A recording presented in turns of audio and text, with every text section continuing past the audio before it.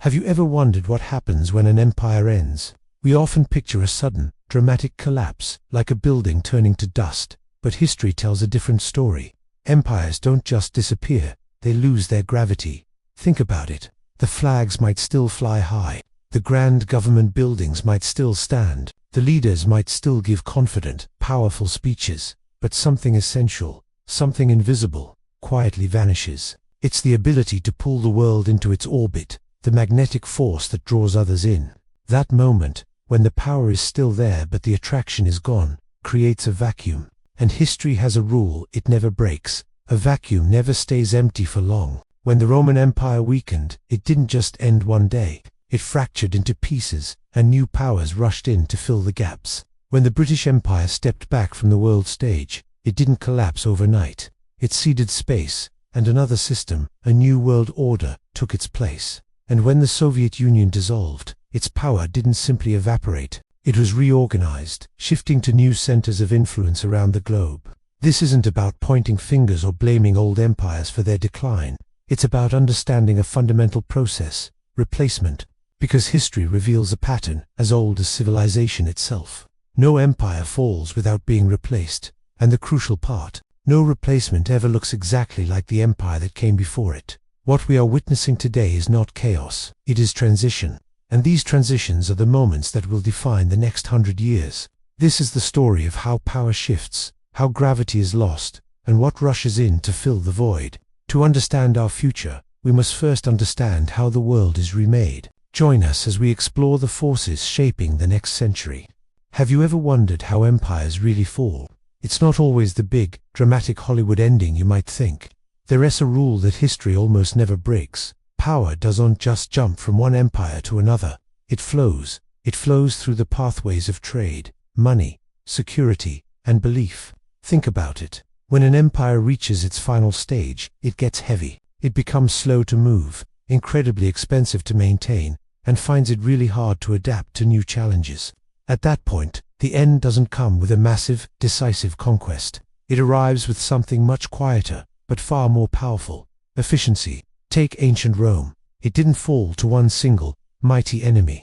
Instead, it slowly lost its relevance to many smaller powers. These smaller players were faster, they were cheaper to operate, and they were closer to the people they served. They simply did things better. Fast forward a few centuries to the British Empire. Britain didn't lose its global dominance through a massive invasion. It lost it through cost. The price of maintaining that vast network of colonies and military bases eventually became greater than the benefits it brought back home. It was an economic drain it could no longer sustain. And what about the Soviet Union? It didn't lose a hot war against the West. It lost something more fundamental: credibility. The promises of its system no longer matched the reality people were living every day. The belief that held it all together just evaporated. This pattern shows us that replacement, the rise of a new power, truly begins when another system can do just one thing better. Can it move goods faster? Can it provide security cheaper? Can it create trust more convincingly? This is why the next big thing, the replacement for the current order, is rarely obvious at first. They don't look like the empires we know. They don't march in with armies and banners. They start small. They look like alternatives. They look like a new technology, a new trade route, a new idea. They are the faster, cheaper, more efficient systems that are quietly being built in the shadows of the old, heavy giants. And that's where history tells us the real power is flowing. Hey everyone, let's talk about the fall of Rome. We always hear that phrase, right? The fall of the Roman Empire. It paints this picture of a sudden collapse, like a building crumbling to dust overnight. But what if I told you that's not really what happened? Rome didn't fall. It transformed. It decentralized. Think about it. An empire as massive as Rome, stretching from Britain to the Middle East, becomes incredibly complex and expensive to manage. As the central imperial control in the city of Rome began to weaken, power didn't just vanish into thin air. Instead, it shifted. It flowed outwards, away from the center. What we saw was the rise of local power. Across the empire, local elites and landowners started taking matters into their own hands. They had the resources, they knew the people, and they could manage their own regions far more effectively than a distant emperor. This led to a strengthening of regional identities. People began to see themselves less as just Roman, and more as Gallo-Roman, Hispano-Roman, and so on. Their local culture and language started to flourish. Simultaneously, the vast trade networks that Rome had built began to shift. The grand empire-wide routes were replaced by more localized, regional trade. It was a more practical system for the time. So, what replaced this single, monolithic empire? It wasn't another empire waiting in the wings. It was a mosaic of many different systems, each filling a specific gap left by the receding imperial power. Politically, Germanic kingdoms like the Franks, Visigoths, and Vandals moved in and established their own realms. They didn't necessarily conquer and destroy everything. Often, they integrated with the existing Roman populations and structures, creating a new kind of society. Ideologically, an even more powerful force filled the void: the Christian Church. While the political empire was fragmenting, the Church provided a unifying belief system, a shared culture, and a sense of meaning that transcended borders. It offered stability and continuity in a world of change. And for day-to-day survival, local economies took over. People relied on their immediate communities and regional markets to get by. It was a shift from a globalized economy, Roman style, to a collection of self-sufficient local ones. The big lesson here is that when a massive, centralized system becomes too big to sustain itself, history doesn't replace it with a carbon copy. It replaces it with a network of smaller, more flexible, and adaptable systems. Rome teaches us a timeless lesson: extreme centralization eventually reaches its limits. The replacement that follows always favors flexibility and adaptability. And perhaps most profoundly, it shows that belief systems, the ideas and values that unite people, can often outlast even the mightiest political and military empires. The Church, after all, outlived the Western Roman Empire by centuries, because it wasn't trying to hold territory. It was providing meaning. It's a fascinating way to reframe one of history's biggest turning points. It wasn't an end, but a new beginning. Have you ever wondered what really happened to the British Empire? It's a story we think we know, but the common version gets it wrong. Most people believe Britain's influence faded simply because it grew weak. But the truth is much more fascinating. The empire didn't just collapse. The world itself transformed, and Britain couldn't keep up. Imagine this: after fighting 2 devastating world wars, Britain was buried in debt. Its once valuable colonies were now expensive burdens, demanding independence. Global trade, the lifeblood of the empire, was no longer centered around London. New economic powers were rising, and new sea lanes were becoming more important. Now, don't get me wrong, Britain wasn't powerless. It still had a formidable military, a global presence, and a rich history of innovation. But here's the crucial shift. Britain no longer set the rules of the game. It was still a major player, but it was now playing in a system it didn't control. So, who took over? Who became the new rule maker? The answer is the United States.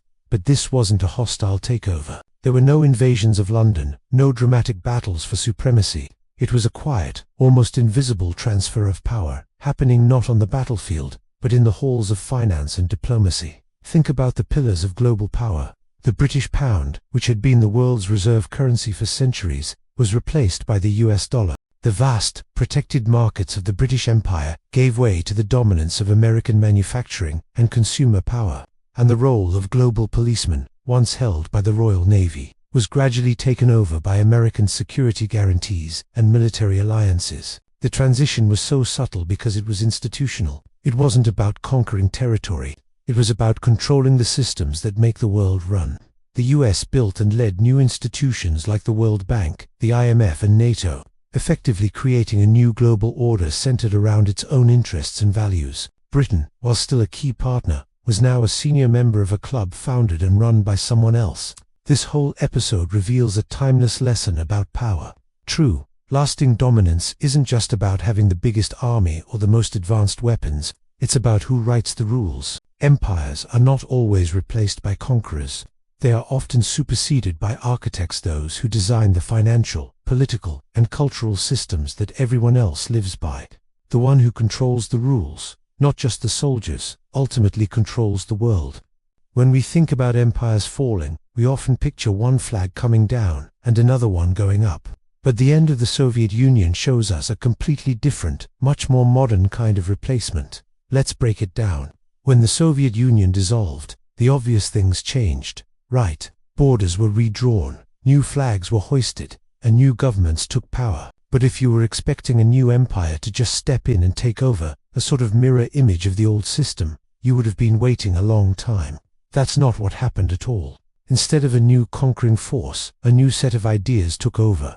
The old system of centralized planning was replaced by free markets. The rigid communist ideology was pushed aside by the fluid, powerful force of global finance, and the strict top-down hierarchies of the Soviet state gave way to decentralized, interconnected networks. Now, you might think the United States conquered the Soviet space, but that's the wrong word. It wasn't a military victory. Instead, America's influence was absorbed, almost like a sponge. It seeped in through the US dollar becoming a key currency, through new trade relationships, through American pop culture like movies and music, and through the adoption of Western-style institutions. The replacement wasn't about seizing territory.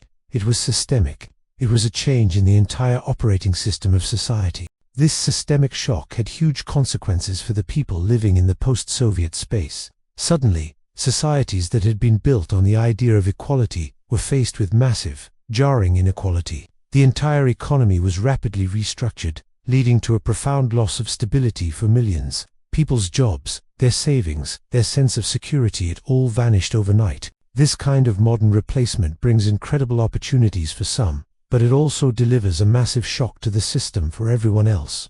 It's a powerful lesson in how the world changes today, not always with a bang, but with a fundamental shift in the rules of the game. It shows us that the most powerful empires might not be the ones with the biggest armies, but the ones with the most influential ideas and systems. When you think of an empire falling, what comes to mind? Big armies, epic battles, a dramatic collapse. Well, in the modern world, the way power shifts is a lot more subtle, and it's happening right now. It's not empire versus empire anymore. Instead, it's platform versus institution, network versus hierarchy, and speed versus scale. Let's break that down. Think about old empires, or even today's large established institutions. What are their biggest weaknesses?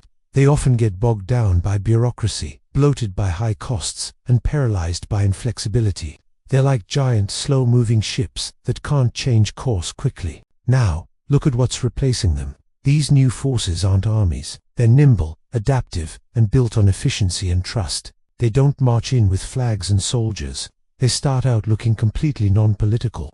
They begin as simple trade hubs, innovative financial centers, sprawling technology ecosystems, or strategic security partnerships. At first glance, you might not even recognize them as a threat to the old guard.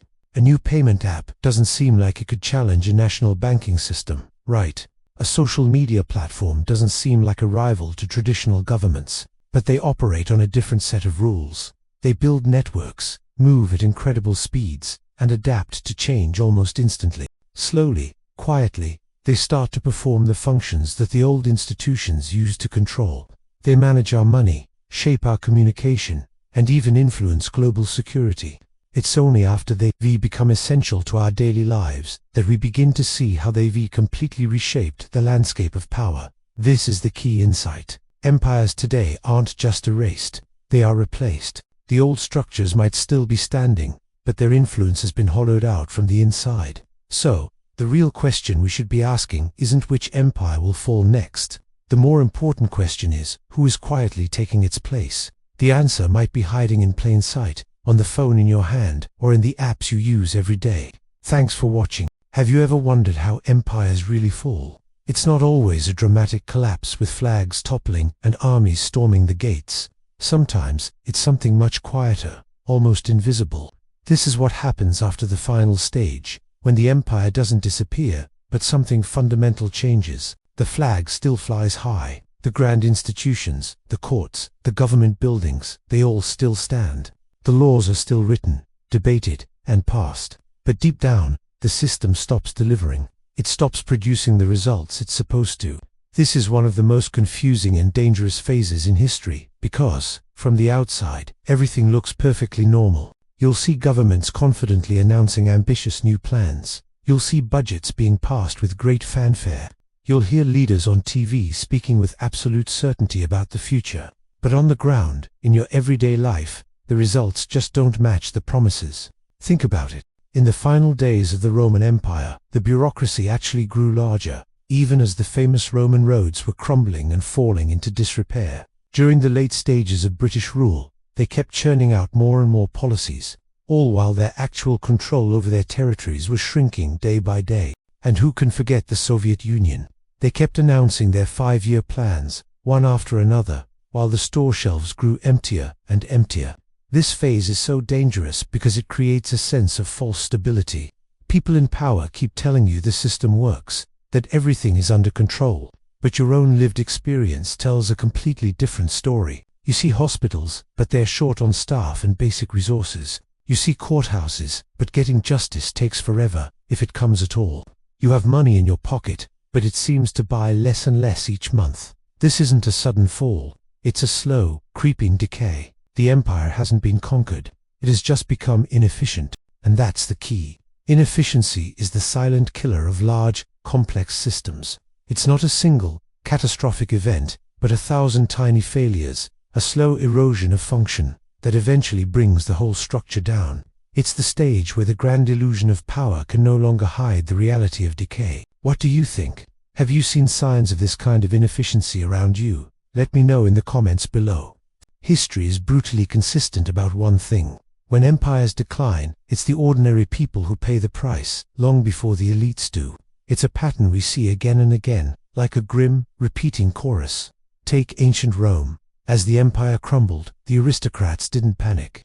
They simply shifted their immense wealth into vast landholdings and private armies, securing their own futures. Meanwhile, the common citizens were left to face crushing taxes, runaway inflation, and constant insecurity.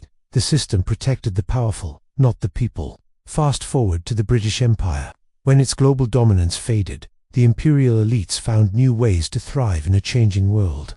They adapted, moving their capital and influence into new global ventures. But what happened back home? The dockworkers, the miners, the factory towns that had been the engine of the empire. They were left to rust and collapse, their livelihoods disappearing almost overnight. It was the same story in the Soviet Union. When the system began to fail, high-ranking party officials used their connections and power to secure comfortable landings for themselves in the new order. But the teachers, the factory workers, and the pensioners who had spent their lives building the state, they were left with worthless savings and a future of poverty and uncertainty. You see, in the final stages of an empire's decline, this inequality isn't just an accident. It becomes structural. It's not because leaders suddenly become more cruel. It's because the systems they oversee are designed to protect power and wealth first. For everyone else, the signs are unmistakable. Prices rise much faster than wages. Public services, from schools to healthcare, begin to decay. The doors of opportunity that once seemed open start to narrow and close. This isn't just an economic problem. It creates a profound psychological shift in society. People begin to feel a deep loss of control over their own lives. The future feels less predictable, more chaotic. A constant, low-level anxiety becomes the new normal. And this is where the real danger lies. When people feel this way, they stop thinking like participants in a shared project, a collective future. Instead, they start thinking like individual survivors, focused only on their own immediate needs. This is the critical turning point. It's the moment when social trust erodes completely. People stop trusting their neighbors, their institutions, and their leaders. Crime rates begin to rise as desperation grows. Communities, once held together by shared values and mutual support, start to fracture. And a deep, corrosive cynicism spreads through the population, poisoning everything it touches. This doesn't happen overnight. It's a slow, gradual process, like a sickness spreading through the body politic. Empires don't typically lose their legitimacy in one big scandal or a single disastrous event. They lose it slowly, day by day, when the struggles of everyday life become harder and harder for ordinary people to justify. They lose it when the promise of a better future no longer feels real. Ever wonder what happens when an empire reaches its final act? History tells us one thing is almost certain: a currency reset. Now, it's not always some big, dramatic event. It's not even always called a reset, but it is inevitable, a pattern woven through the rise and fall of great powers. Think about ancient Rome. The empire kept debasing its coins, mixing in cheaper metals, until people completely lost trust in their money. What was once a symbol of power became a source of suspicion. Fast forward to the British Empire. The pound sterling was the world's reserve currency, the bedrock of global trade. But after 2 world wars and economic strain, it lost that dominant position. And in the Soviet Union, money eventually became almost symbolic, losing its real-world value in a system teetering on the brink of collapse. You see, currency is more than just paper or metal. It's a reflection of belief. It's the trust we place in a system, in a government, in the future. When that belief shatters, the entire system has to change. So, what happens after this final stage? This is where things get personal. Savings that took a lifetime to build can suddenly lose their value, sometimes overnight. People's focus shifts from earning income to preserving wealth through assets. Hard goods, things you can actually touch and hold, start to outperform promises written on paper. Historically, this is the moment people turn to assets that have stood the test of time. They look to gold, a store of value for millennia. They seek security in owning land. They might try to hold foreign currencies that seem more stable. And they rediscover the importance of tangible skills, abilities that can't be printed or devalued. Things like carpentry, farming, or coding. Of course, the state doesn't just stand by and watch. The typical response is to print more money, borrow heavily, or implement strict controls on capital. These actions can buy time, creating an illusion of stability.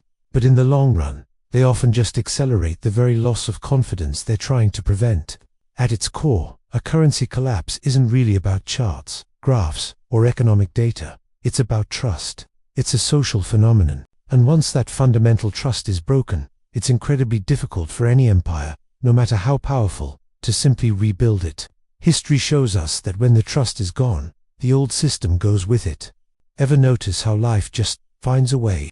When big, official systems start to weaken, something fascinating happens. Unofficial ones rise up to take their place. It's a pattern we see throughout history. Take ancient Rome. As the empire crumbled, who stepped in? Local warlords provided security, churches offered welfare, and guilds organized trade. Fast forward to the Soviet Union. When state institutions failed, black markets kept cities fed, and personal connections became more powerful than the law itself. Even in Britain's post-imperial decline, private finance and global networks filled the gaps left by state power. These parallel systems aren't about rebellion, they're about adaptation.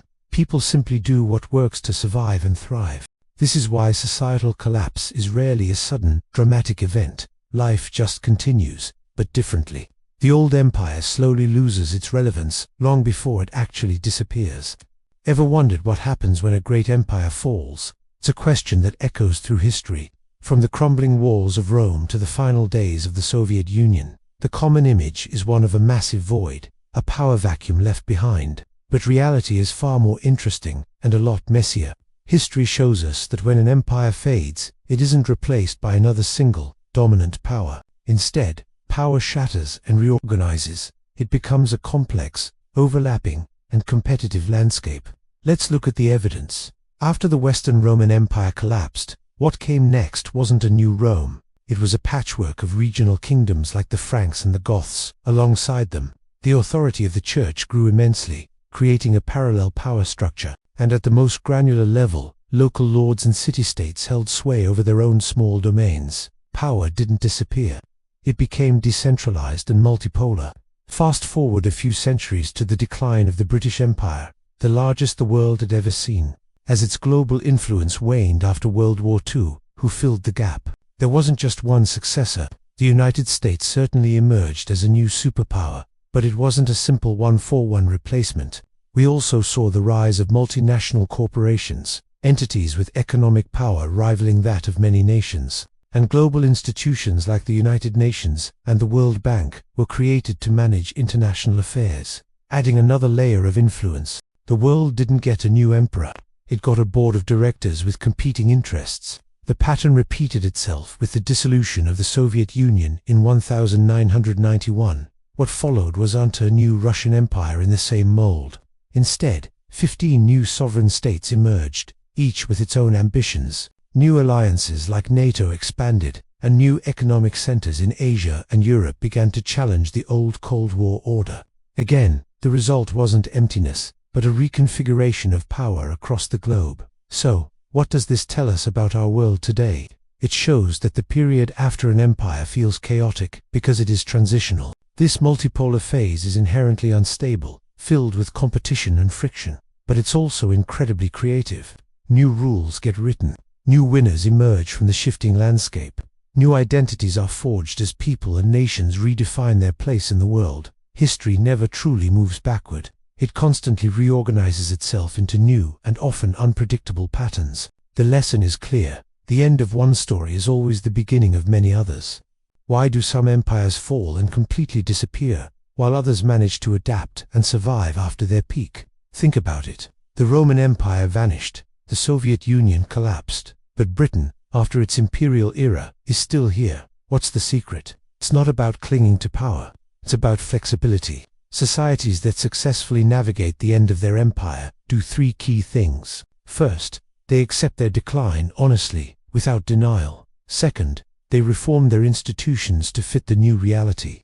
And third, they start rebuilding trust from the ground up, at the local level. Essentially, they have to completely redefine what success means to them. Britain managed to do this, at least partially. Rome and the Soviet Union failed spectacularly. The biggest challenge is psychological. It requires letting go of that empire identity. For centuries, empires teach their citizens that they are the center of the world, the main characters of history. Giving up that feeling of superiority, of being special, is incredibly difficult. After the grand finale, a society has to learn how to be just, normal, and that process can be painful, but it is possible. You see, empires rarely end with a cataclysmic explosion or a dramatic final battle. They usually end with paperwork. Budgets get smaller. Global influence quietly fades away. Grand ambitions are scaled back to more realistic goals. The world simply moves on. Rome didn't have a specific day where everyone said, well, the empire has fallen. The British Empire didn't hold a press conference to announce its end. Even the USSR's collapse felt more like a slow, quiet implosion than a bang. It's only with the benefit of hindsight that historians can point to a specific period and label it the end. Living through this kind of decline doesn't feel like a high-stakes drama. It feels confusing, gradual, and often mundane. It's a series of small, almost unnoticeable changes, and that's precisely why so many people don't even realize it's happening until it's already over. It's a fascinating and often overlooked part of history. Have you ever wondered if we're living at the end of an era? It's a heavy thought, but history offers a fascinating perspective. Every great empire, from the Romans to the British, believed it was exceptional. Each one thought it had cracked the code, that it had learned from the mistakes of those who came before. They saw their power, their culture, their influence, and believed it was permanent, a new chapter for humanity. But history has a rhythm, a consistent pattern that no empire has ever managed to escape. It's a cycle of rise, peak, and inevitable decline. It sounds dramatic, even a little scary, but here's the crucial part. Decline isn't the end of the world. It's not the final page of civilization. It's simply the end of one particular arrangement of power and society. Think about it. When the Roman Empire crumbled, did people just vanish? Of course not. Life continued. People adapted. They found new ways to organize themselves, new leaders to follow, and new communities to build. Out of the so-called ruins, new orders emerged. The world was remade, not destroyed. This has happened time and time again, all throughout our shared story. History isn't cruel. It's just incredibly consistent. It doesn't play favorites. Empires rise, they reach their zenith, and then they fade. It's as natural as the turning of the seasons, and through it all, humanity endures. We are resilient, we innovate, we carry on. The real question isn't whether empires fall, because history tells us they always do.